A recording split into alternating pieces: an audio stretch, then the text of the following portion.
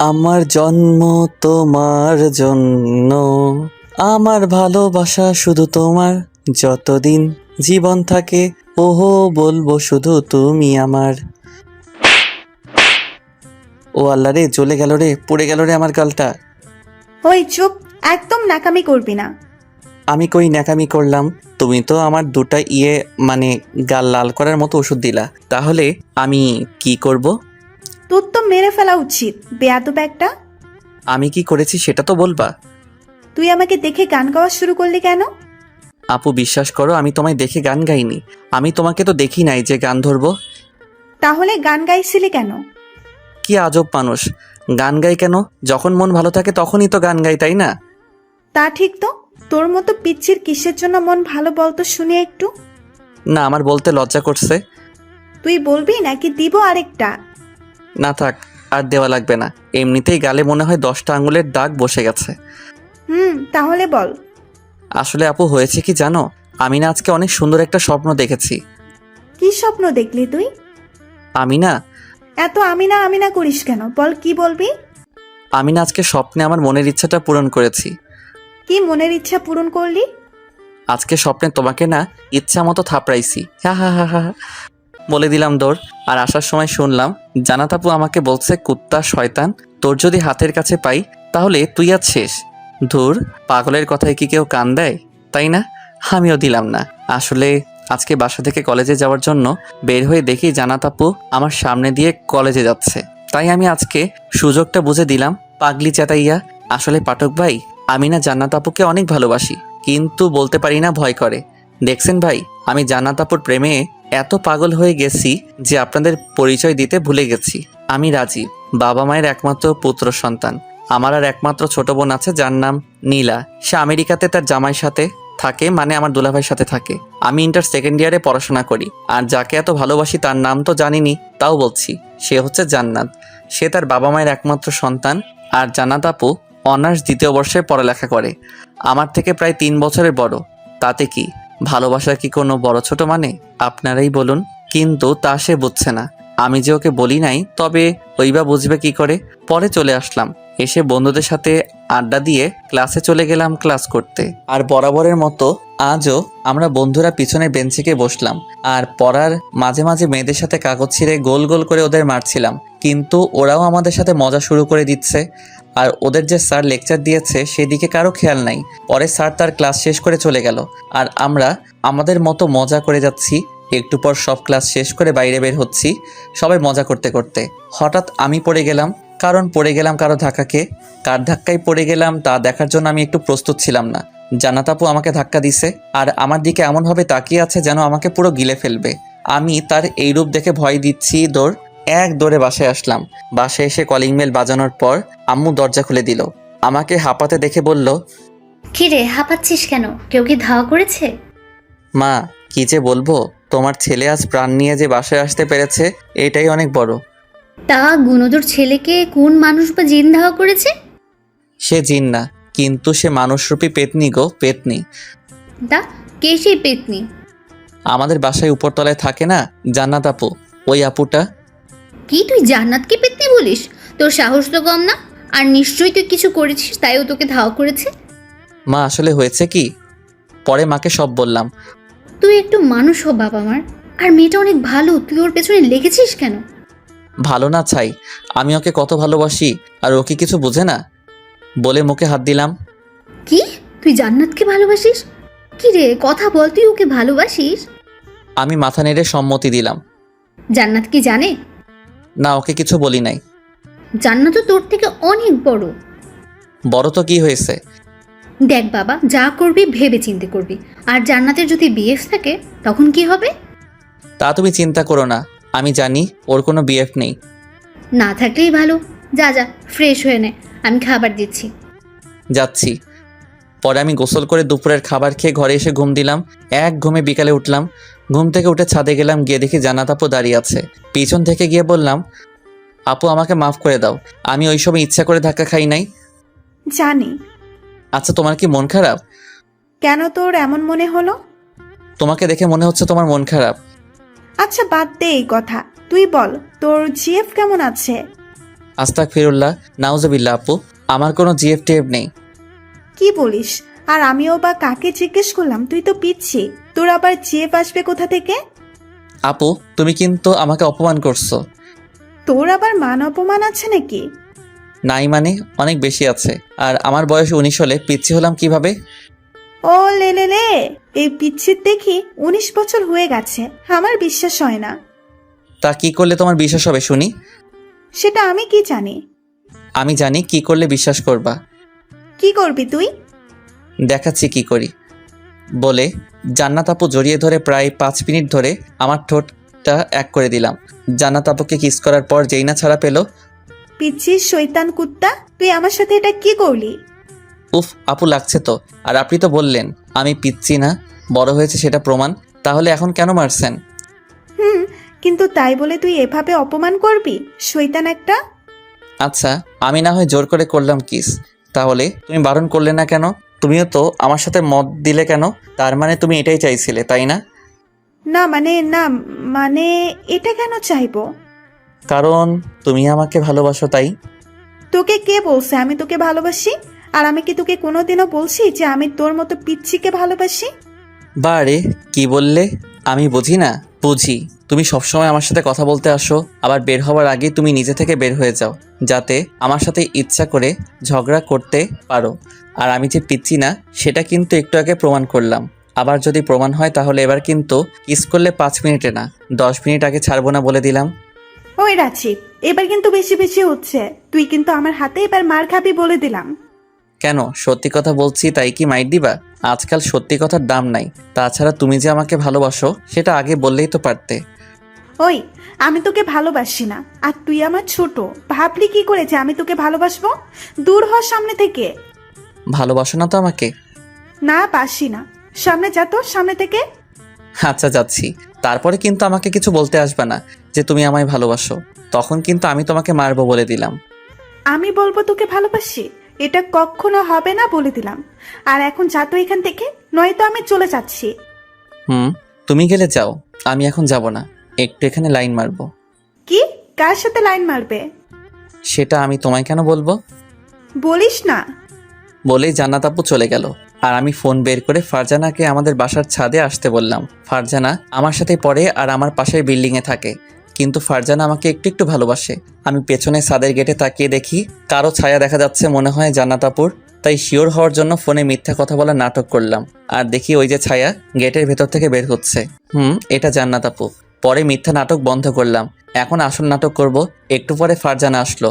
আমি ওকে মেসেজ করে সব বললাম যে ওর সাথে এখন মিথ্যা প্রেমের নাটক করব।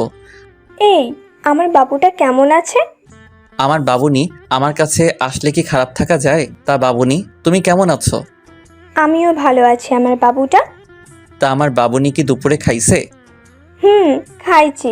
আমার বাবুটা কিছু খেয়েছে? সেও খাইছে। আচ্ছা বাবুনি, তোমার আসতে এত দেরি হলো কেন? তোমার হবু শাশুড়ি আমাকে আসতেই দেয় না, তাহলে কি করব বলো? তাও ঠিক, কিন্তু আমার শাশুড়িটা অনেক ভালো। ভালো না ছাই, আমার বাবুটার সাথে আমার দেখা করতে দেয় না, সে আবার ভালো। তুমি আমার শাশুড়িকে একদম কিছু বলবে না বলে দিলাম। কেন বলবো না? আমার বাবুর সাথে দেখা করতে যে আমাকে দিবে না, সেই খারাপ, বুঝছো? বুঝলাম। কি বুঝলে? বুঝেছি যে আমার বাবুনিটা আমায় অনেক ভালোবাসে। আমার বাবুটা কি আমায় ভালোবাসে না? সেও তোমায় অনেক ভালোবাসে। মা। নাটু। আমি আর ফারজানা মিটিমিটি হাসছি আর চোখে দেখছি যে জান্নাত আপু রাগে ফুলছে, কিন্তু কিছু বলতে পারছি না। একটু রেগে দুঃখে চলে গেল। আমি আর ফারজানা শুধু হাসছি দাঁড়িয়ে দাঁড়িয়ে। একটু পরে আমি চলে গেলাম ছাদ থেকে নিজের ঘরে। পরে বাইরে বন্ধুদের সাথে আড্ডা দিতে গেলাম। রাত 8টার দিকে বাসায় এসে ফ্রেশ হয়ে পড়তে বসলাম। 2 ঘন্টা পরে খাবার খেয়ে ফেসবুকে ঢুকলাম। ঢুকে আমি ইন এ রিলেশনশিপ স্ট্যাটাস দিলাম। আর আমি বের হয়ে আসলাম, কারণ এখন থাকলে এত বেশি মজা পাবো না। মজা পাবো কাল কলেজে। পরে বেশি চিন্তা না করে ঘুমিয়ে গেলাম। সকালে মায়ের ঝাঁটার বাড়ি খেয়ে ঘুম থেকে উঠলাম। উঠে গোসল করে নাস্তা করে কলেজে যাওয়ার জন্য রওনা দিলাম। কিন্তু আজ জান্নাত আপুকে দেখলাম না। পরে দেখি ফারজানা আমাকে ডাকছে ওর সাথে যাওয়ার জন্য। আমিও ওর সাথে হাঁটা শুরু করলাম। একটু পরে পিছনে চেয়ে দেখি জান্নাত আপু আসছে। তাই আমি আর ফারজানা ক্লোজ হয়ে হাঁটছি। আর তা দেখে জান্নাত আপু রাগে ফুঁসছে। আমি আর ফারজানা হেসে কথা বলতে বলতে কলেজে চলে আসলাম, আর জান্নাত আপু আমাদের পিছনে পিছনে চললো। একটু পর ফারজানা একটা কাজ করলো, তা দেখে জান্নাত আপু আর সহ্য করতে পারলো না। কি ভাবছেন আমাকে থাপ্পড় মারছে? আরে না, মারছে তো ফারজানাকে। আমি তো দেখে হা করে আছি যে জান্নাত আপু কি করলো। ওই সিমরি, তুই ওর হাত ধরছিস কেন? বেয়াদব মাইয়া, তোর সাহস তো কম না, তুই রাজীবের হাত ধরিস? শোন, রাজীব শুধু আমার, আর কারো না। কথাগুলো বলে জান্নাত আপু চুপ হলো। কি হয়েছে কি? ফারজানা আমার হাত ধরেছিল, আর সেটা আমার কথাই ধরেছে। কিন্তু জান্নাত আপু যে এতটা রিয়্যাক্ট করবে সেটা আমি ভাবিনি। আপনি ওকে মারলেন কেন? ও তোর হাত ধরছে কেন? ভালোবাসার মানুষের হাত ধরবে না তো কি অন্যজনের হাত ধরবে? ও আমায় আর আমি ওকে ভালোবাসি, এতে আপনি ওকে মারলেন কেন? মারছি বেশ করছি, আর তুই ওকে ভালোবাসিস তাই না? তোর ভালোবাসা আমি বের করছি। দাঁড়া, আজই আমি তোকে বিয়ে করব। এটা মগের মূল্য যে আপনি বললেন আর আমি বিয়ে করে নিব? না, এটা হবে না। আমি আপনাকে বিয়ে করব না। আপনি বা কেন আমাকে বিয়ে করবেন? আপনি আমার বড় আপু, আপনাকে আমি বিয়ে করতে পারবো না। তুই যেটার মূল্যক ভাবিস সেটা মূল্যক, আর তুই বিয়ে করবি না মানে তোর ঘাড় বিয়ে করবে। তার আগে তুই এটা বল, তুই আমাকে আপনি করে বলছিস কেন? আমার ইচ্ছা আমি বলেছি কারণ আপনি আমার বড় আপু, আপনাকে তো সম্মান করতে হবে তাই না? আর আপনি একটা বলুন, কেন আমাকে বিয়ে করতে চান? বড় বলে সম্মান করবি ঠিক আছে, কিন্তু বড়দের কথা শুনতে হয় জানিস না? আর আমি তোকে ভালোবাসি, তাই তোকে আমি বিয়ে করব। আর কোনো কথা আছে? আমার মনে হয় না আছে। আর তুই এখন আমার সাথে বাসায় চল, তোর বাবা মায়ের সাথে কথা বলে আজই তোকে বিয়ে করব। আপনি কালকে আমাকে বললেন আমায় ভালোবাসেন না, তাহলে এখন কেন বলছেন আমাকে ভালোবাসেন? আমি আপনাকে কাল বলেছিলাম ভালোবাসলে বলেন, কিন্তু আপনি আমায় ঝাড়ি দিয়ে বলেছিলেন আপনি আমায় ভালোবাসেন না। আর ফারজানা কি হবে? সেটা আমি এমনি বলেছিলাম, আর আমি কি জানি যে তুই এমন করবি? তাহলে অমন করতাম না। এই মেয়ের আর কি হবে, অন্য ছেলের সাথে ঘুরুক, কিন্তু তোর সাথে ঘুরতে পারবে না, এটা আমার শেষ কথা। আসলে আপু, রাজীব আপনাকেই ভালোবাসে। আর ও যে এত কথা আর এত কিছু করলো সেটা ওর সব অভিনয়। আমরা আপনার মুখ দিয়ে ভালোবাসার কথা বের করার জন্যই এই অভিনয় করছি। আমি এবার শেষ। এই মাইয়ারে কে কইছে যে এখনই এসব বলতে? এখন তো জান্নাত আপু আমাকে মেরেই ফেলবে, তাই আমি দৌড় দেওয়ার জন্য যেই পিছনে পা বাড়িয়েছি অমনি এই দাঁড়া, কই ভাগোস? ইয়ে মানে আপু। তুতলাস কেন? আর তুই আমাকে আপু বলবি না, এই শেষবারের মতো বললাম। তুই আমার সাথে এই অভিনয় করতে পারলি? আচ্ছা আপু বলবো না, তাহলে কি বলবো? আর আপনি তো বলেছিলেন যে আমায় ভালোবাসেন না, তাহলে কি করব? তাই তো তোর মুখ থেকে ভালোবাসি শুনবো বলেই এত অভিনয় করলাম। তুই আমার নাম ধরে ডাকবি, আর তুমি করে বলবি, আর কোনোদিন আপু আর আপনি করে বলবি না। তুই জানিস তোর ওই অভিমানের জন্য কত কান্না করছি আমি? তোমার জন্য? তুমি কান্না করছো? তুমি যদি কাল বলতে আমায় ভালোবাসো তাহলে তো আর আজকে কান্না করতে হতো না। এখন এসব বাদ দাও। তুমি বলছো আজকে আমায় বিয়ে করবে, সেটা কি হলো? সত্যি কি বিয়ে করবে নাকি মিথ্যা কথা বললা? ওই, তুই আর আপু প্রেম কর, আমি যাই রে। আচ্ছা ফারজানা, তুমি আমাকে মাফ করে দাও। বোঝোই তো, ভালোবাসার মানুষের হাত যদি অন্য কেউ ধরে তাহলে কেমন লাগে। আমারও তেমনই লাগছিল, তাই তোমাকে রাগের মাথায় থাপ্পড় দিয়েছিলাম। আপু, মাফ চাওয়ার কি আছে? আপনি তো আমার বড় আপুর মতো। আপনি মাফ চাইয়েন না প্লিজ। আর আমি কিছু মনে করিনি। আপনারা থাকেন, আমি আসছি। এখন আমার ক্লাস আছে। আর রাজীব, তুই আজকে ক্লাস করবি? মনে হয় করতে পারবো না, তুই যা ক্লাস কর। আচ্ছা। এখন বলো বিয়ে করবে নাকি? করব। আগে চল, তোর আব্বু আম্মুকে আর আমার আব্বু আম্মুকে রাজি করাই, তারপরে। তাহলে এখনো কেন দাঁড়িয়ে আছো? চলো তাড়াতাড়ি বাসায়। পরে আমি আর জান্নাত আপু রিক্সা ডাক দিয়ে রিক্সায় উঠলাম। আমি কোনোদিন কোনো মেয়ের সাথে এক রিক্সায় বসি নাই, তাই আমি যথেষ্ট পরিমাণে জান্নাত আপু থেকে দূরে বসেছি। কিন্তু জান্নাত আপু ততই আমার এদিকে ঘেঁষে বসছে। কি করছো? এত চেপে বসছো কেন? আমার হবু স্বামীর গায়ে গা মিশিয়ে বসেছি। তো তোর কি হয়েছে রে? আমি কিছু না বলে ভাবছি আসলে তো ঠিকই বলছে। এখন তো সে আর আমার বড় আপু না যে সমস্যা হবে, তাই আমিও চেপে বসলাম। কিন্তু আরও একটা কাজ করলাম, ওর হাতটা ধরলাম। দেখে আমার দিকে কেমন করে যেন তাকিয়ে আছে, তাই আমি ভাবলাম হয়তো ভালো লাগছে না, তাই আমি হাতটা ছেড়ে দিলাম। ও মা, এ কি! হাত ছেড়ে দিয়ে মনে হয় মহা ভুল করছি। ওই, তুই হাত ছাড়লি কেন? আমি ভাবলাম তোমার ভালো লাগছে না তাই ছেড়ে দিয়েছি। আমি তোকে কি একবারও বলছি আমার খারাপ লাগছে? তুই এত বুঝিস কেন? আচ্ছা মাপ চাই, আর বেশি কথা কিছুই বুঝবো না। এখন থেকে যা বলবা তুমি তাই করব। মনে থাকে জানো। হুম।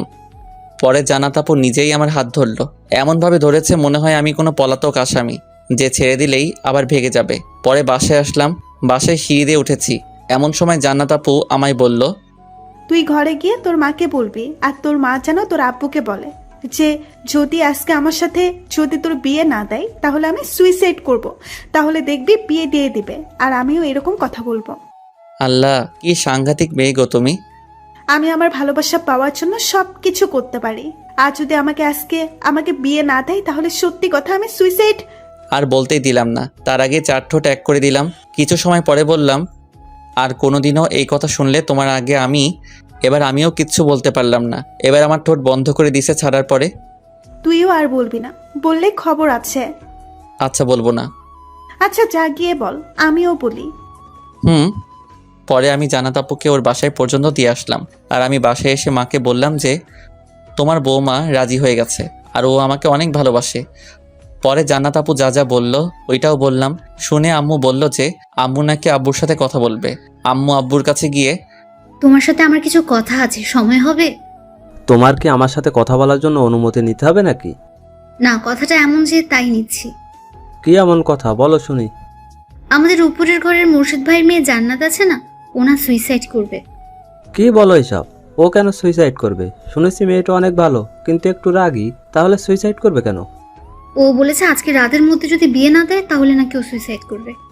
বিয়ে করবে? বিয়ে দিয়ে দেওয়া উচিত। তা পাত্রটা কে? সেটাই তো সমস্যা। কিসের সমস্যা? সমস্যা হলো যে পাত্র তোমার আমার ছেলের রাজীব। কি বলো এসব? রাজীব তো ওর থেকে অনেক ছোট, তাহলে কিভাবে সম্ভব তুমি বলো? সেটা ঠিক, কিন্তু ওরা একে অপরকে ভালোবাসে। জান্নাত সুইসাইড করলে তো রাজীব কিছু একটা করে ফেলবে, তখন আমরা কি করব? এবার তুমিই বলো।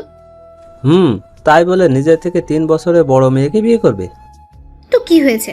আমাদের মহানবী হযরত মুহাম্মদ সাল্লাল্লাহু আলাইহি সাল্লামের কথা কি ভুলে গেছো? উনি তো ওনার থেকে 15 বছরের বড় মা খাদিজা রাদিয়াল্লাহু তাআলা আনহুকে বিয়ে করেছেন। মুহাম্মদ সাল্লাল্লাহু আলাইহিসসালাম হলেন মহামানব, আর তুমি তোমার ছেলেকে তার সাথে তুলনা করছো? আমি তুলনা করছি না, কিন্তু আমরা তো ওনারই উম্মত, তাই না? তাই বলছি তুমি ওদের বিয়েটা মেনে নাও। আগে ওর বাবা মায়ের সাথে কথা বলি, তারপর সব সিদ্ধান্ত নিব, এর আগে না। আচ্ছা।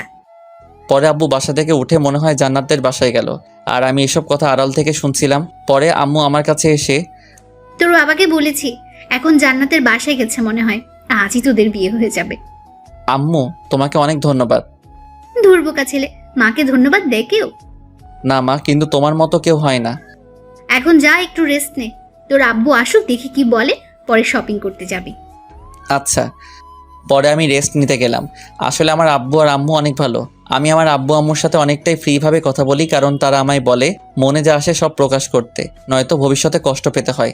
আর আমি তাদের সাথে সব কিছু শেয়ার করি, কিন্তু নিজের বিয়ের কথা কিভাবে নিজের মুখে বলি, তাই আম্মুকে বলছি। আর আব্বু তো দেখলেনি কি করলো, হঠাৎ আমার ফোনে কল আসলো। ফোনের দিকে তাকিয়ে দেখি জান্নাত আপু ফোন করেছে। তাড়াতাড়ি ফোনটা রিসিভ করলাম। এই জানিস, তোর আব্বু না আমাদের বাসায় এসে বিয়ের কথা ফাইনাল করে গেছে। কি মেয়ে রে ভাই, ফোন করে কেমন আছিস কি করি না করি কিছু জিজ্ঞেস না করে ডাইরেক্ট বিয়ের কথা বলে। মানে কি? তোর মুখ নাই, কিছু বল। কি বলবো? যে মেয়ে হবু স্বামীকে তুই করে কথা বলে তার সাথে কি কথা বলবো? ও তাই? আমার বাবুটার সাথে কিভাবে কথা বলবো? তুমি করে বলবে, আর না হয় আমি আপনাকে আপনি করে বলবো। আচ্ছা বলবো। আম্মু বলেছে শপিংয়ে যেতে আমাদের সাথে, তুমি কি যাবে? যাব না মানে 1000 বার যাব। আমার শাশুড়ি মা বলেছে যেহেতু যেতে তো হবেই। রেডি হয়ে আসো। আচ্ছা। পরে ফোন রেখে দিলাম। আমি রেডি হয়ে নিলাম, আর জান্নাতও চলে আসলো, কিন্তু বাসায় না। আমাকে ফোন করে বলেছে বাইরে আসতে, তাই আমি আম্মুর কাছ থেকে টাকা নিয়ে শপিং করতে চলে আসলাম।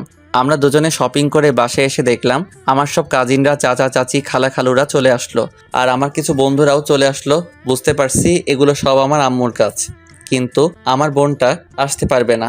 একটু পরে আমার গায়ে হলুদ হলো, সব হলো, কিন্তু একটা মজার ব্যাপার হলো বাইরে থেকে কেউ আমাদের বাসা দেখলে কেউ বলবে না যে এখানে বিয়ে হচ্ছে, কারণ বাসা সাজানো হয়নি, কারণ সময় কম, তাই কিছুই সাজানো হয়নি, শুধু আমাদের সাজানো হবে আর বাসর ঘর সাজানো হবে।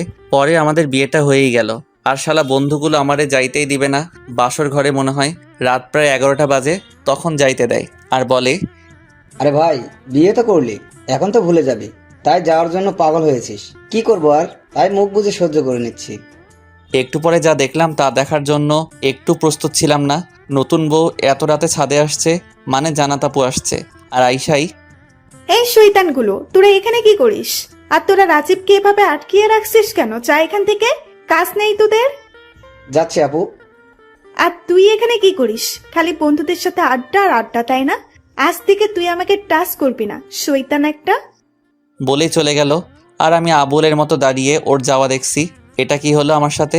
আমি তো যেতেই চাইছিলাম, কিন্তু বন্ধুরাই তো যেতে দিল না। এখন কি হবে আমার? পরে আমি জলদি করে ঘরের দিকে পা বাড়ালাম, কিন্তু ঘরে ঢোকার আগেই ওই আহাম্মুক, তোর কি কাণ্ডজ্ঞান হবে না? নতুন বউকে ঘরে একা রেখে বন্ধুদের সাথে আড্ডা দেস? যা যা ঘরে যা, দেখ কপালে কি আছে। যাচ্ছি, দেখি কি আছে কপালে। পরে আমি ঘরের দরজার সামনে গেলাম, একটু হালকা করে দরজা খুলে দেখি বিছানা দুইটা করা, একটা খাটে আর একটা নিচে করা। তাই আমি ভিতরে ঢুকে বললাম, এই নিচে বিছানা করছো কেন? কেন মানে? এখানে ঘুমানোর জন্যই তো করা হয়েছে। না, তুমি আমার সাথে বিছানায় শোবে, তুমি নিচে শুতে পারবে না। হেই মিস্টার, আপনার মনে হয় কোনো ভুল হচ্ছে। কিসের ভুল? আমি নিচে ঘুমাবো না, তুই ঘুমাবি। যা নিচে ঘুমা। কি আবোল তাবোল কথা বলছো? তোমার মাথা ঠিক আছে তো? আমার মাথাটা একদম ঠিক আছে, তুই যা নিচে ঘুমা। আর খবরদার আমাকে ছুবি না বলে দিলাম। না, আমি নিচে ঘুমাবো না। আর তুমি আমার বউ, আমি তোমাকে ছুবো না তো কাকে ছুবো বলো? কারো ছোঁয়া লাগবে না, তুই নিচেই ঘুমাবি। আর আমাকেও ঘুমাতে দে। তুমি প্লিজ বোঝার চেষ্টা করো, আমি কোনোদিন নিচে ঘুমাই নাই যে এখন ঘুমাবো। ঘুমাস নাই, এখন ঘুমাবি। বলেই জান্নাত আপু খাটে শুয়ে পড়লো। আর আমি কোনো কথা বলতে পারলাম না।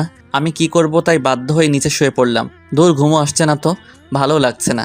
বাসর ঘরে নাকি এমন হয়? তাহলে বলবো কারো কপালে যেন এমন না হয়। ও আল্লাহ, তুমি কই? একটা দড়ি ফেলাও, আমি উপরে উঠা যাই।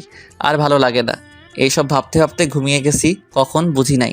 সকালে যখন ঘুম ভাঙলো দেখি আমি নড়তে পারছি না। তাই ভালো করে চোখটা খুলে দেখি জান্নাত আপু আমার উপরে শুয়ে আছে। তাই আমি তাড়াতাড়ি উঠে পড়লাম, না জানি আবার কি বলবে। আমি উঠছি, তাই জান্নাত আপুর ঘুম ভেঙে গেছে। আর উঠেই, ওই তুই উঠলি কেন? না মানে তুমি আমার উপরে শুয়ে আছো, তাই ভাবলাম যদি আমি ছুঁই তাহলে তোমার সমস্যা হবে। এটা বলে আমি বাথরুমে ফ্রেশ হতে চলে আসলাম। ওকে কোনো কথা বলতে দিলাম না, আর কিছু বলার নাই। যে মেয়ে তার স্বামীকে নিচে ঘুমাতে দেয় তার সাথে আমার কথা নাই। আমার অনেক কষ্ট হয়েছে নিচে শুয়ে। আমার মনে হয় জান্নাত আপু আমাকে ভালোবাসে না। যদি ভালোই বাসতো তাহলে এমন করতে পারতো না। আমি ফ্রেশ হয়ে ঘরে এসে দেখি জান্নাত আপু নেই, মনে হয় বাইরে গেছে। তাই আমিও আর খোঁজাখুঁজি না করে কলেজের ড্রেস পরে রেডি হয়ে বসার ঘরে গেলাম। গিয়ে দেখি সবাই বসে আছে। আর আমাকে কলেজ ড্রেস পরে দেখে আম্মু বলল, কিরে, তুই কি কলেজে যাবি? যাব। কেন, যেতে কি মানা আছে নাকি? মানা থাকবে কেন? বলেছিলাম তুই কালকে বিয়ে করলি আর আজই কলেজে যাবি, তাই বলছিলাম। না আম্মু, আজই কলেজে যাব। আর বিয়ের জন্য কি আমার পড়ালেখা থেমে যাবে নাকি? আমি আমার মতো চলবো। আচ্ছা, খেয়ে যা, তোর সাথে পরে কথা বলবো। না, আমি এখন খাবো না, একটা গুরুত্বপূর্ণ ক্লাস আছে। আচ্ছা যা। আমি চলে আসলাম, কিন্তু জান্নাত আপুকে কিছুই বলিনি। আর ওর দিকে তাকাইও নাই, তাকিয়ে লাভ নাই, কারণ রাতে যে কাজ করেছে এরপরে আমার মনে হয় শুধু আমাকে কষ্ট দেওয়ার জন্য বিয়ে করেছে। আমি কলেজে চলে আসলাম। যেই না কলেজে গেছি দেখি সবাই আমাকে দেখে ভূত দেখার মতো করে তাকিয়ে আছে। তাই ওদের কাছে গিয়ে বললাম, কি রে, এইভাবে তাকিয়ে আছিস কেন? কি দেখিস? তুই কাল বিয়ে করলি আর আজ কলেজে? কেন, আসতে পারি না মনে হয়?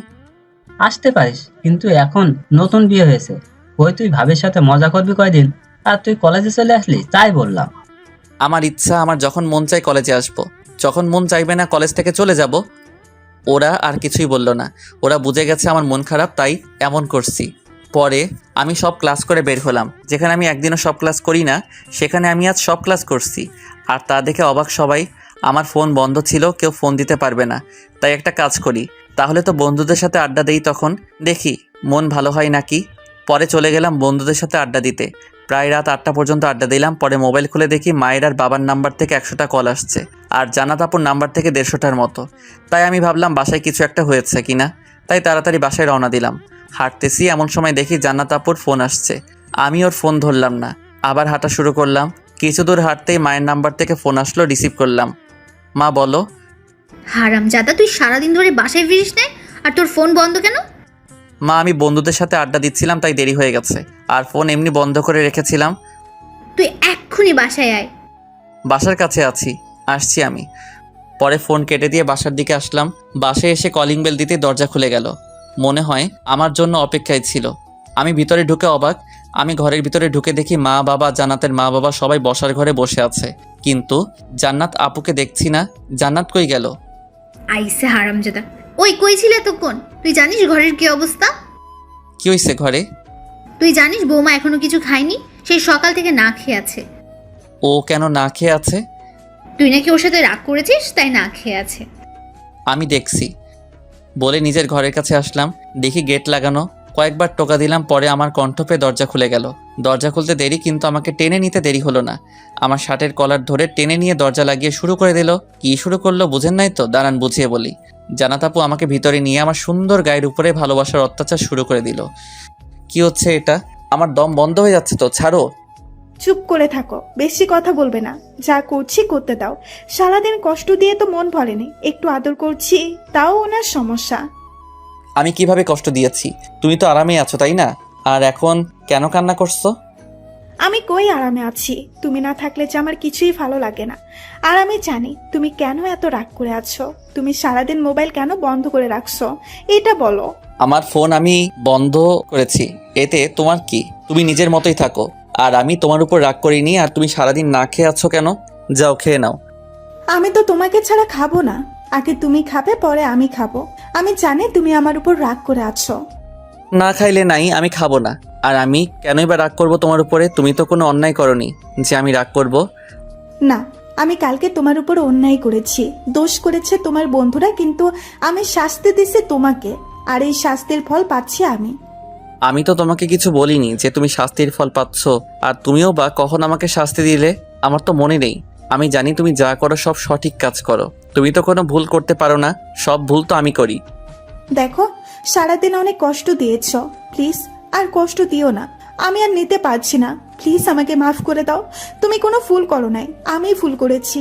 আর আমি তোমাকে এখন সারাদিনের সব ভুলের মাসুল দেব। আগে তুমি খাবার খেয়ে নাও। কি মাসুল দিবে শুনি? যা করার করব, আগে খেয়ে নাও। চলো খাবার খাবে, আমার অনেক ক্ষুধা লাগছে। চলো। না, আমি খাবো না। কেন খাবা না? আমি তো মাপ চেয়ে নিছি, তাও কেন খাবে না? তুমি না খাওয়াই দিলে আমি খাবো না। ও তাই বুঝি? আমার পিচ্ছি বরটা আমার হাতে খাবে বুঝি? যাও, অনেক ক্ষুধা লাগছে। পরে জান্নাত খাবার আনতে গেল। আর আপনারা ভাবছেন হয়তো আমি কেন এত তাড়াতাড়ি মাফ করলাম। আরে ভাই, বড়টা তো আমার, তাহলে আমি রাগ করলে তো আমারই ক্ষতি হবে তাই না? যদি আমি রাগ করি তাহলে তো ভালোবাসা পাবো না, তাই আর রাগ করি নাই। একটু পরে জান্নাত খাবার নিয়ে আসলো। দেখি 2টা প্লেট নিয়ে আসছে, তাই আমি বললাম, এই তুমি 2 প্লেটে খাবার আনছো কেন? শুধু কি তুমি খাবে, আমি খাবো না? দুজনে 1 প্লেটে খাবো। তুমি আমায় খাইয়ে দিবে আর আমি তোমায়। কি খাবে না আমার হাতে? ও মা, বলতে দেরি ভাত এনে খাইয়ে দিতে দেরি হলো না। পরে আমিও খাইয়ে দিলাম। এভাবে খাওয়ানোর পর জান্নাত প্লেট ধুয়ে বাকি সব কাজ করে রাত 10টার দিকে রুমে আসলো। আমি ঘুমিয়ে পড়েছিলাম, কিন্তু উনি এসে টানাটানি শুরু করে দিল। এই ওঠো, ওঠো। আমার মাথায় একটা শয়তানি বুদ্ধি আসলো তাই। আচ্ছা, আমি তো ভুলেই গেছিলাম, তুমি খাটে শোবে আর আমি নিচে ঘুমাবো। কি বললি? তুই নিচে ঘুমাবি মানে? তুই এখানে আমার পাশে ঘুমাবি। আর যদি এখন আমাকে ছাড়া অন্য জায়গায় শুবি, তাহলে তোর খবর করে ছাড়বো বলে দিলাম। আচ্ছা ঠিক আছে, ভালো করে বললেই তো হয়। এত ভয় দেখাও কেন? আমি তো তোমায় ছাড়া ঘুমাবো না, শুধু একটু দুষ্টামি করছিলাম তাই আর কি। এখন শুয়ে পড়ো, আমি লাইট বন্ধ করে আসছি। আমি শুয়ে পড়লাম। পরে জান্নাত লাইট বন্ধ করে ডিম লাইট আলো জ্বালিয়ে দিল। আহ, কি রোমান্টিক সময় রে ভাই। লাল ডিম লাইটের আলোতে জান্নাতকে একদম পরীর চেয়েও সুন্দর লাগছে মনে হয়। জান্নাত আমার বুকের উপর শুয়ে। কি দেখছো এমন করে? আমার পরীর চেয়েও সুন্দর বউকে দেখছি।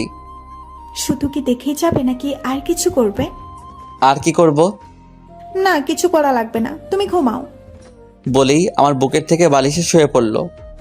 এই, আমি তো মজা করছিলাম, তুমি কি রাগ করলে? ওকে জোর করে আমি আমার বুকে নিয়ে আসলাম। ছাড়ো আমায়, ছাড়ো। না, ছাড়বো না। আমি আমার বউকে ধরেছি, তোমার কি? তাই তো। আচ্ছা, আমার একটা কথা রাখবে? কি কথা বলো? আমি তোমার সব কথা দরকার পড়লে আমার জীবন দিয়ে রাখার চেষ্টা করব। জীবন দেওয়া লাগবে না, শুধু ভালোবাসা দিলেই চলবে। কি কথা বলো? আমার না একটা বেবি লাগবে, তোমার মতো। তাই বুঝি? তার জন্য কি করা লাগবে একটু শুনি। কেন, তুমি মনে হয় জানো না? আমি তো পিচ্ছি মানুষ, আমি কি করে জানবো? তুমি আমার বড়, তাই তুমি শিখিয়ে দাও। তাই বুঝি আমার পিচ্ছি বার? হুম। আর কিছু বলতে পারলাম না। তার আগে ইতিহাস গড়া শুরু হয়ে গেছে। এই ইতিহাস কোথাও কোনোদিন বইয়ে পাওয়া যাবে না, শুধু বিবাহিতরাই বলতে পারবে। সকালে ঘুম ভাঙার পর দেখি জান্নাত আমার বুকের উপর নেই। তাহলে গেল কই? ওই তো বাথরুম থেকে গুনগুন গানে আওয়াজ আসছে। তার মানে বাথরুমে আছে মনে হয়, গোসল করতে গেছে। তাই আমি আবার ঘুমিয়ে পড়লাম, কারণ যে পর্যন্ত জান্নাত আমাকে ডাক না দিবে সেই পর্যন্ত আমি উঠবো না। একটু পরে দেখি বাথরুমের দরজা খোলার শব্দ পেলাম, তাই তাড়াতাড়ি আবার শুয়ে পড়লাম। চোখ হালকা খুলে দেখি জান্নাত ড্রেসিং টেবিলের সামনে বসে সাজছে, কিন্তু মনে হয় সাজায় মন দিতে পারছে না। একটু পরে আমার কাছে আসতে লাগলো, তাই আমি আবার চোখ বন্ধ করে ফেললাম। আমার কাছে এসে আমার কানের ভিতর মনে হয় ওর চুলগুলো দিয়ে সুরসুরি দেওয়ার চেষ্টা করছে, কিন্তু ও তো জানে না আমার সুরসুরি নেই, তাই দিয়ে লাভ নেই। একটু পরে আর সহ্য করতে না পেরে আমার ঠোঁটের সাথে ঠোঁট মিশিয়ে দিল। আহ, কি আনন্দ!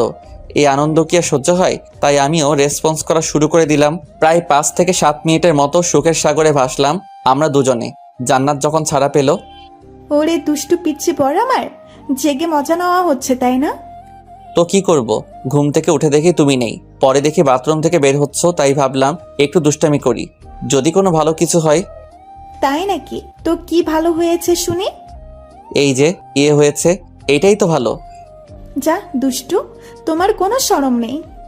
শরম থাকলে কি সিনিয়র আপুর সাথে প্রেম করতাম নাকি? আপু বলবা না, নইলে খেয়ে ফেলবো। আচ্ছা, লবণ মরিচ নিয়ে আসো আর খাওয়া শুরু করো। লবণ মরিচ লাগবে না, এমনিতেই কাঁচা খেয়ে ফেলবো। ছি ছি, তোমার ঘৃণা নেই? তুমি আমাকে কাঁচাই খেয়ে ফেলবে? তোমাকে কাঁচা খাবো না, রান্না করে খাবো, এটা আমার ব্যাপার। আচ্ছা খেও, শুধু বলো কোথা থেকে খাওয়া শুরু করবা। বলছি না এটা আমার ব্যাপার। তুমি চুপ থাকো আর রেডি হয়ে নাও, একসাথে কলেজে যাবো। সে না হয় নেব, কিন্তু তার আগে আরো একটা দাও না গো। কি দিব? একটু আগে যা দিলা ওইটা আবার দাও। আর না, অনেক দেরি হয়ে যাচ্ছে, যাও বলছি, রেডি হয়ে নাও। না, আগে দিবা তারপরে। ওই তুই যাবি নাকি? আর কথা না বলে দিলাম বাথরুমে দৌড়, কারণ আমি জানি জান্নাত রেগে গেলে তুই তোকারি শুরু করে দেয়। আমি জান্নাতের এই চেহারাটাকে অনেক ভয় পাই। বাথরুমে গিয়ে গোসল করে ফ্রেশ হয়ে কলেজের ড্রেস পরে রেডি হয়ে খাবার খেতে গেলাম। গিয়ে দেখি সবাই টেবিলে বসে আছে, আমার মনে হয় আমার জন্য অপেক্ষা করছে, তাই আমিও ওদের সাথে যোগ হলাম। হঠাৎ আউ বলে একটা চিৎকার দিলাম। খাবার খাচ্ছি এমন সময় জান্নাত আমার পায়ে একটা চিমটি কাটলো, তাই আমি চিৎকার দিয়ে উঠছি। আম্মু বলল, কি হয়েছে, এভাবে চিৎকার দিস কেন? কিছু না। মা, মনে হয় ওকে মশা কামড় দিচ্ছে। আম্মু অনেক বড় মশা। চুপচাপ খা। আমি আর কথা না বলে খেতে লাগলাম। জান্নাত আমার সহ বাকি সবার প্লেটে খাবার দিচ্ছে, আর আমরা খাবার খাচ্ছি। পরে আমি বললাম, এই জান্নাত তুমিও খেয়ে নাও। না, পরে খাবো, তোমরা আগে খেয়ে নাও। না মা, তুইও বস, খেয়ে নে আমাদের সাথে। না না, তোমরা খেয়ে নাও। না বসো, খেয়ে নাও। কি করে খাবো? হাতটা কেটে গেছে। কি করে কাটছে তোমার হাত? কিভাবে কাটছে? এই তো রান্নাঘরে পেঁয়াজ কাটতেছে। একটু সাবধানে কাজ করতে পারো না? এই রাজীব, তুই ওকে খাইয়ে দে। আচ্ছা। পরে আমি জান্নাতকে খাইয়ে দিতে লাগলাম, আর ও আমাকে চোখ টিপ মারলো। আমি বুঝে গেছি ওর হাত কাটেনি, ও আমার হাত থেকে খাওয়ার জন্য এই নাটক করছে। এখন থেকে আমিও করব। পরে খাওয়া দাওয়া শেষ করে জান্নাত গেল রেডি হতে, আর আমি সোফায় বসে মোবাইল টিপতে থাকি। একটু পরে জান্নাত রেডি হয়ে আসলো, আর আমি ওকে নিয়ে কলেজের দিকে হাঁটা শুরু করলাম। এই রাজীব, রিক্সা ডাকো। আচ্ছা। পরে রিকশায় উঠে আমি আর জান্নাত কলেজে যাওয়া শুরু করলাম। আমি জান্নাতের হাতের দিকে তাকিয়ে আছি। অনেক ইচ্ছা করছে হাতটা ধরতে, কিন্তু সাহস করতে পারছি না। আমার তাকিয়ে থাকা দেখে জান্নাত নিজেই আমার হাত ধরলো, আর কানে কানে বলল, এত লজ্জা কেন নিজের বইয়ের কাছে? আমি কিছু না বলে একটা মুচকি হাসি দিলাম। একটু পরে কলেজে আসলাম, আর জান্নাত আমায় বলল, ওই একদম সোজা ক্লাসে চলে যাবা, আর খবরদার কোনো মেয়ের দিকে তাকিয়েছো তো তোমার খবর আছে। ঘরে যদি তোমার মতো সুন্দরী এত মিষ্টি একটা বউ থাকে, তাহলে কি কেউ অন্য মেয়ের দিকে তাকাবে? চিন্তা কইরো না, তাকাবো না। জানে তুমি কেমন, মেয়ে দেখলে লুচুগিরি করে, সে নাকি মেয়েদের দিকে তাকায় না। এটা তুমি কি বললা? আমি লুচু? লুচু নয় তো কি? আর কথা বলো না, যাও ক্লাসে, আমার ক্লাস আছে, দেরি হয়ে যাচ্ছে। ক্লাসিকে বন্ধুদের সাথে বসলাম আর আড্ডা দিতে লাগলাম। পরে ক্লাসে স্যার আসায় আর বেশি আড্ডা না দিয়ে ক্লাসে মন দিলাম, কিন্তু কিছুতেই মন বসছে না।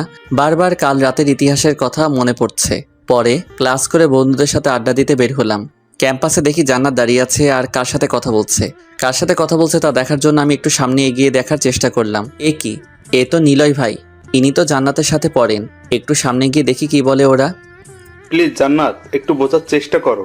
আমি তোমাকে অনেক ভালোবাসি। তাতে আমার কি? আমি তোমাকে ভালোবাসি না। একটা কথা শোনো, আমি শুধুমাত্র রাজীবকে ভালোবাসি। আরে ও তো পিচ্চি ছেলে, ওকে তুমি কিভাবে ভালোবাসো? রাজীব ছোট হোক আর বড় হোক তাতে তোমার কি? আমি ওকে ভালোবাসি, এটাই সত্য। আর ও যে আমার স্বামী এটা জানো। আর যদি আমার স্বামীর সম্পর্কে একটা খারাপ কথা বলো, আমার থেকে খারাপ কেউ হবে না। একটা পিচ্চি ছেলেকে বিয়ে করছো আমার মতো হ্যান্ডসাম ছেলে থাকতে? ওকে তোমার সাথে মানায় না, তোমাকে শুধু আমার সাথে মানাই। জান্নাত নিলয়কে থাপ্পড় মারলো, আর তাও আমার জন্য। আমি তা দেখে অবাক। তোর কাছ থেকে শিখতে হবে আমাকে কার সাথে মানায় আর কার সাথে মানায় না। জানোয়ার একটা, দূর হয়েছে আমার চোখের সামনে থেকে। আর যদি দেখি আমার সামনে, তোরে ওই দিন আমি শেষ করে ফেলবো। এই বলে জান্নাত চলে আসতে লাগলো, আর নিলয় জান্নাতের হাত ধরলো। আর তা দেখে আমার মাথা গরম হয়ে গেছে। তাই আমি গিয়ে, নিলয় ভাই হাতটা ছাড়েন। আয়শা পড়ছে তোমার পিচ্চি বর। পিচ্ছি হলেও ভালো আছি। আপনার মতো লম্পট না আমি, যে অন্যের বউয়ের হাত ধরে টানাটানি করি। ওর হাতটা ছাড়েন বলছি। যদি না সারি তো কি করবি তুই? আর কিছু বললাম না, ডাইরেক্ট মেইন পয়েন্টের দিকে দিলাম লাথি। আর মনে হয় না বাবা হতে পারবে। নিলয়ের ভবিষ্যৎ অন্ধকার করে দিলাম। আর ভবিষ্যতে কোনো মেয়ের সাথে কিছু করার আগে 1 কোটিবার ভাববে। আমি জান্নাতকে নিয়ে চলে আসলাম, আর আশেপাশে চেয়ে দেখি সবাই আমার কাজের জন্য হাততালি দিচ্ছে। আর জান্নাত তো আমার দিকে অবাক চোখে চেয়ে রইল। বাসায় এসে আমি কোনো কথা না বলে ঘরে ঢুকে বাথরুমে গেলাম ফ্রেশ হতে, সাথে গোসল করব। কিন্তু শরীরের পানি ঢালার পরে দেখি আমি কাপড় নিয়ে আসি নাই। তাই আম্মুকে ডাকছি, মা, মা, ও মা, আমার কাপড় দিয়ে যাও। আমি তো কাপড় আনি নাই। কে জানি ঘরে আসলো, বুঝলাম না, কিন্তু তাও বললাম, আমি তো কাপড় আনি নাই, একটু কাপড়টা দেন। যেই আসেন ঘরে, পরে আলমারি খোলা শব্দ পেলাম, কিন্তু বাইরে তাকাতে পারছিলাম না লজ্জার কারণে। একটু পরে কে যেন আমার বাথরুমের দরজায় টোকা দিচ্ছে। দরজা খুলে দেখি, আরে এটা তো জান্নাত। তাই আমি ওকে ভিতরে টেনে নিয়ে আসলাম। এই কি করছো তুমি? ছাড়ো, ভিজে যাবো তো। ভিজলে কিছু হবে না, এখন তুমি আমার সাথে গোসল করবে আর আমিও। ছি, কি বাজে হাসি দিলা তুমি। আচ্ছা গোসল করব, ঠিক আছে, কিন্তু আমি তো কাপড় নিয়ে আসি নাই। আগে নিয়ে আসি, তারপর না হয় একসাথে গোসল করব। আমি তোমাকে বিশ্বাস করি না, তুমি এখনই আমার সাথে গোসল করবা। পরে আমি পানির ট্যাপ ছেড়ে দিলাম, দুজনে ভিজে গেলাম। পরে আর কি, বউ পাশে থাকলে যা হয় আমিও তাই করলাম। এইভাবে আমাদের দিনকাল চলে যেতে লাগলো, হাসি কান্না দুষ্টুমির মধ্যে দিয়ে। 1 মাস পর একদিন হঠাৎ জান্নাত বমি করছে আর মাথা ঘুরে পড়ে গেল। আমি তো তা দেখে ভয় পেয়ে গেলাম। সাথে সাথে ডাক্তার আনা হলো, জান্নাতের বাবা মা সবাই আসলো। এরপর ডাক্তার চেক আপ করে যা বললো তা শুনে আমি তো এত খুশি হয়েছি তা বলার মতো না। আমি নাকি বাবা হব, এটা শুনে কোনো বাবারই মাথা ঠিক থাকে না। সবার সামনে জান্নাতকে কোলে তুলে ঘোরাতে লাগলাম, আর জান্নাত তো লজ্জায় লাল হয়ে গেছে। যখন আমার হুঁশ ফিরল তখন আমি নিজে ওকে ছেড়ে দিলাম। পরে বাবা আমাকে মিষ্টি আনতে পাঠালো। আমি মিষ্টি এনে দেখি আমার বাসায় আমাদের আত্মীয় স্বজন ভরে গেছে। আর আমার এবং জান্নাতের বন্ধু বান্ধবীরা বাসায় এসে জান্নাতের সাথে গল্প করছে। আমাকে মিষ্টি হাতে নিয়ে দেখে সবাই ফকিরের মতো ঝাঁপিয়ে পড়ছে। মনে হয় কতকাল মিষ্টি খায় না, শালা সবগুলো ফকির মনে হয়। খাওয়া দাওয়া গল্প মাস্তি শেষ করে সবাই যে যার বাসায় ফিরে গেল, আর আমি জান্নাতকে নিয়ে ব্যস্ত হয়ে রইলাম। জান্নাতের প্রতি আমার পরিবারের যত্ন বেড়ে গেছে। জান্নাতকে আমরা যত্ন করতে লাগলাম এবং কোনো প্রকার কাজ করতে দেওয়া হয় না। এভাবে দেখতে দেখতে আমার ইন্টার পরীক্ষা হয়ে গেল এবং রেজাল্ট দিল। অতটা ভালো করতে পারি নাই, কিন্তু জাতীয় বিশ্ববিদ্যালয়ে পড়তে পারবো। আমার পরীক্ষার সময় জান্নাত আমাকে অনেক সাহায্য করেছে। আমি একটু ফাঁকি দিলে আমার কান ধরে পড়াইছে। আর আজকে জান্নাত আপুর কষ্টের ফল পাইলাম। এভাবে আরও কয়েকটা মাস কেটে গেল। একদিন আমি কলেজে গিয়েছিলাম, বাসায় ফিরতেই মা জিজ্ঞাসা করলো, এই তোর জান্নাতের সাথে কি হয়েছে? কই কিছু হয়নি তো। তাহলে সকাল থেকে না খেয়ে আছে কেন? এই অবস্থায় না খেয়ে থাকলেও অনেক ক্ষতি হয়ে যেতে পারে। তুমি খাবার ঘরে পাঠিয়ে দাও, আমি দেখছি কি হয়েছে। আমি আমার রুমে গিয়ে দেখি জান্নাত বসে কাঁদছে। আমি গিয়ে কাঁধে হাত দিতেই হাত ছড়িয়ে দিই আর বলে, আমায় একদম টাচ করবি না। কেন, কি হয়েছে? আমি তো পুরনো হয়ে গেছি, তাই আবার আরেকজনকে পেয়ে গেছিস। আরে এসব কি আজে বাজে কথা বলছো? আমি আবার কাকে পেয়েছি? তাহলে এইসব কি? তারপর আমাকে কিছু SMS দেখালো। এটা দেখে আমার মাথায় হাত। আমি বললাম, আরে এসব তো আমার এক বান্ধবীর কাজ, ও তোমার সাথে মজা করছে। আমি বিশ্বাস করি না। দাঁড়াও, আমি তোমাকে প্রমাণ দেখাচ্ছি। তারপর আমি ওই নাম্বারে কল দিলাম। কল ধরে বললাম, ওই তুই এইটা কি করেছিস? আরে আমি তো মজা করেছিলাম। বন্যা আমার স্কুল লাইফের ফ্রেন্ড। তোর মজা আমার জন্য সাজা হয়ে গেছে। আচ্ছা তুই ভাবিকে ফোনটা দে। তারপর আমি জান্নাতকে ফোন দিলাম। বন্যা কি বললো আমি কিছুই শুনলাম না। তারপর সরি, আমার ভুল হয়ে গেছে। আমি চুপ করে আছি। আরে বললাম তো সরি, আজ বুঝেছি তুমি আমাকে কতটা ভালোবাসো। এর মধ্যে মা খাবার নিয়ে এলো আর দিয়ে চলে গেল। আমাকে খাইয়ে দিবে না? আমি চুপ করে আছি।